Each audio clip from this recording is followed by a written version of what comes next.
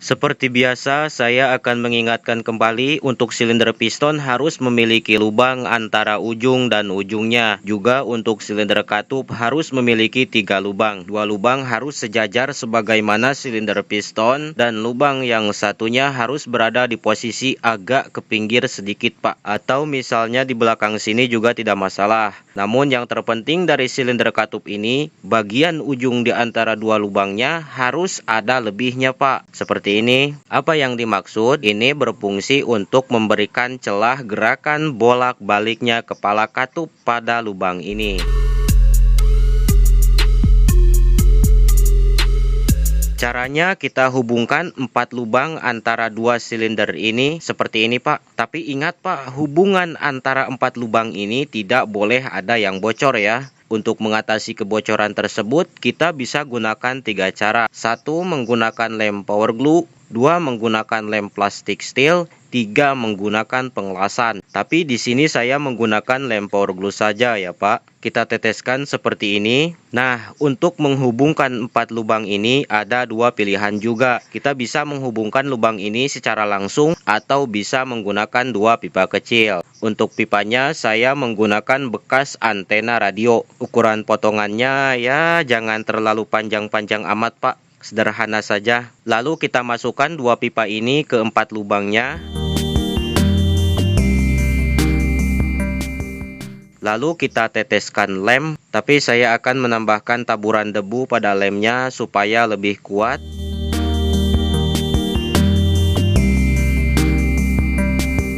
Untuk lubang silinder keduanya harus ditutup. Caranya pada salah satu penutupnya harus ada lubang di bagian tengahnya, seukuran bulatan batang piston ini. Namun karena nantinya akan ada sifat gesek antara lubang dan batang piston, maka usahakan harus menggunakan penutup yang memiliki sifat besi atau kaleng. Kalau misalnya menggunakan kayu, meskipun simple, tapi saya jamin itu akan masuk ke kategori yang gagal dalam pembuatan. Kenapa?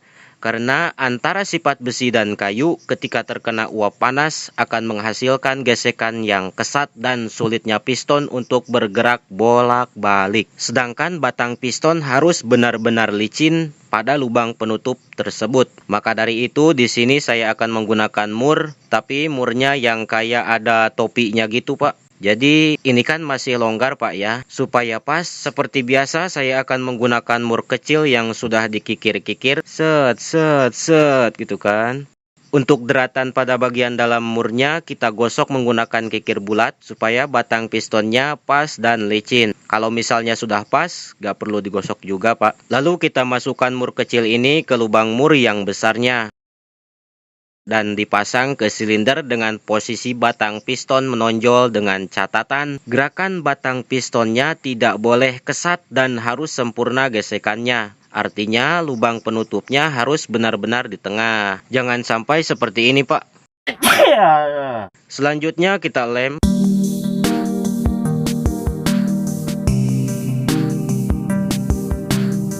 Nah, untuk penutup lubang yang satunya lagi kita bisa gunakan kayu ataupun apa saja, terserah ya. Yang penting ini tertutup rapat, tapi saya akan menggunakan mur lagi ya biar kelihatannya agak-agak rapih gitu, Pak.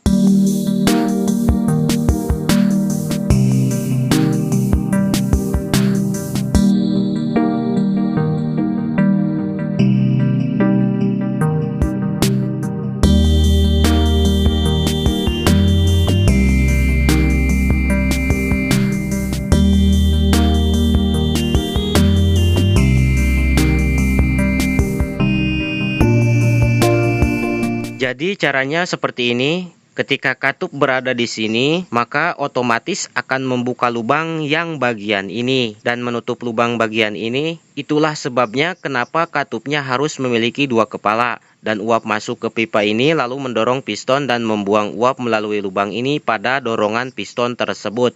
Ketika katup berada di sini, maka otomatis akan membuka lubang bagian ini dan menutup lubang bagian ini. Lalu uap masuk ke pipa ini dan mendorong balik piston. Otomatis ketika piston terdorong balik, pada saat itu pula uap yang tadinya sudah masuk akan terbuang lagi melalui lubang yang terbuka ini. Itulah sebabnya dua kepala katup ini harus disetting dengan benar. Cara men-settingnya juga gampang. Dua kepala katup ini posisinya harus berada di atas lubang kedua-duanya, atau dua kepala katup berada di posisi di bawah lubang kedua-duanya. Jangan sampai kepala katup ini di atas lubang, tapi kepala katup yang ini berada di bawah lubang. Awas Pak, hati-hati, jangan salah setting tata letak. Kuncinya cukup seperti ini.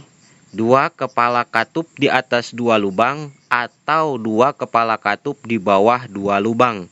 Seperti itulah Pak, cara memasang blok silinder mesin uap. Next video, salam saya Wan Gunawan, terima kasih sudah menonton video ini dan assalamualaikum warahmatullahi wabarakatuh.